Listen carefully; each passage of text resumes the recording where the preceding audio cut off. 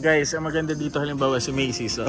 Si Kuya dito nagme-Macy's. Oh, Kenneth Cole reaction.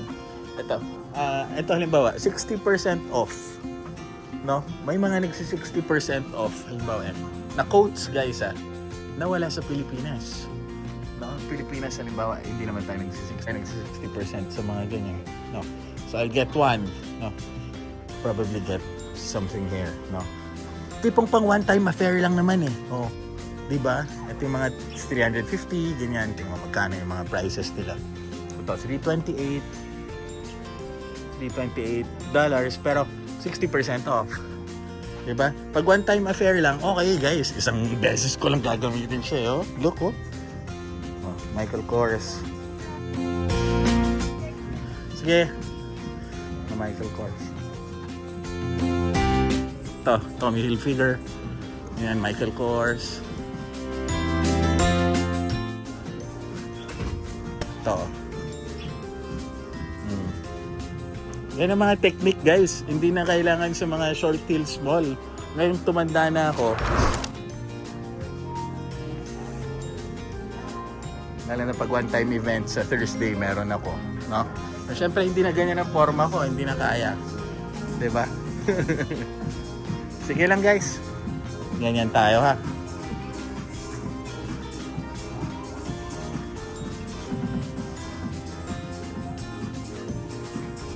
So guys, ganito sana gusto kong datingan pero hindi na kaya, no? Pero pag for just a one-time affair, ito may mga Prada sila dito.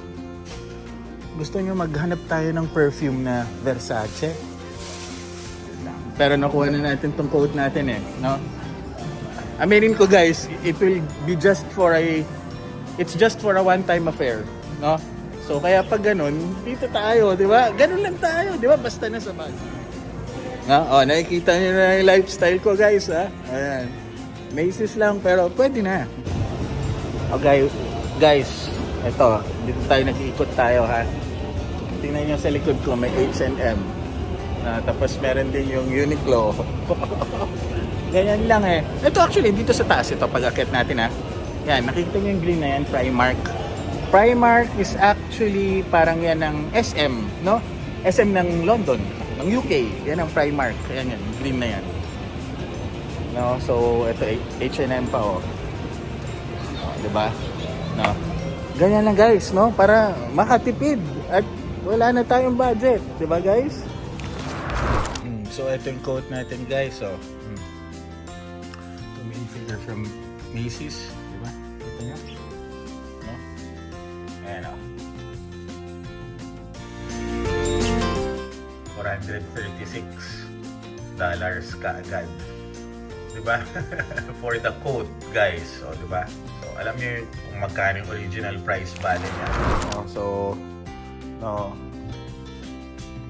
Ito favorite ties ko. Siyempre, inaano ko na. Actually, ito yung mga lucky ties ko. No? Pag may magagandang deal, tapos, uy, ano yung suot ko nun? Na nakuha ko yung deal na yon, ito yon. Binubukod ko, na close. No? Tinatandaan ko na, oy, ito ang swerte kong ties nung gamit nun na. No, so, ito yan. Binubukod ko sila. No, so, mga ties naman, halimbawa ito, na mga malas, na hindi na ko-close na mga deals, dito ko nilalagay ko sa mga ganito. Ayan. Malas ako sa mga ties na to. Di naman malas, pero ganyan, medyo dating sa mga ganyan eh. Lalo na nung bata ako. Ito, may mga t-shirts pa akong hindi na gagamit. No? Actually, ito malas yung pangalawa, pero una, nakapag-close ako ng deal dito. No? So, kuya dito, naniniwala kayo sa superstition? Hell yeah! Umuulit ba kayo ng ties? Nako, umuulit ako. Lalo na pag swerte. No? Sa ganang dito naman guys, ito ang suits ko, no? Ito ang mga sports coat ko, no? Konti na nga lang ito guys, ito yung sa Savile Row, nakaharap sa Macy's, no? Kaya ganyan yan, no?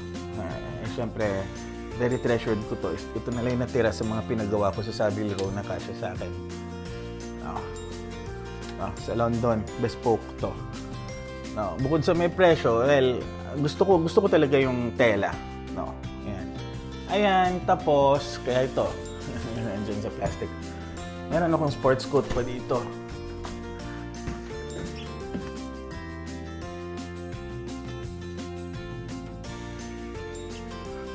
Ayan.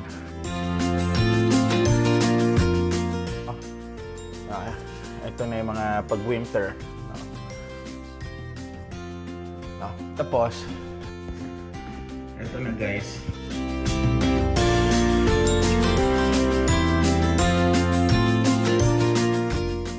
Mga dress shirts ko. So, yung mga swerte lang sa deals, no?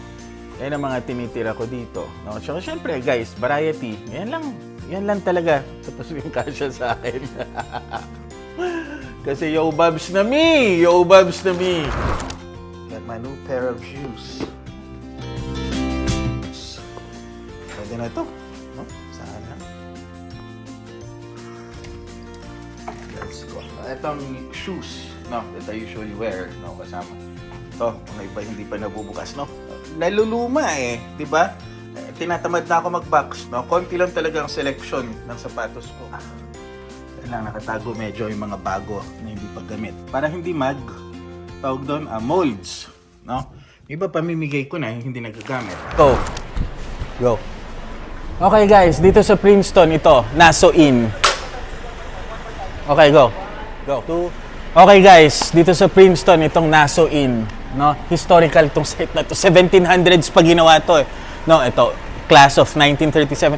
Si Einstein, no, guys, kayo na lang maghanap ng literature nito. Si Einstein was a frequent guest of this inn, no? Nag-vandalize pa yata siya daw sa top floor nito, no? So ganun to. Pero pinaka-importante yung the founding fathers ng Amerika. Kaya naging Amerika, naging United States ang Amerika. Nag-found sila. Dito sila nagmi-meet. Nassau Inn, no? One of the historic hotels of America, yan, no? National Trust for Historic Preservation, no? Ganun katagal to. No? Stay. No. Kinuha ko lang yung gamit ko, no? So, ito si Kuya dito, andito sa may Nassau Inn, dito sa Princeton, no? Na nagsasabing basta na sa budget, let's review it. Love me, hate me, but never forget me. Subscribe.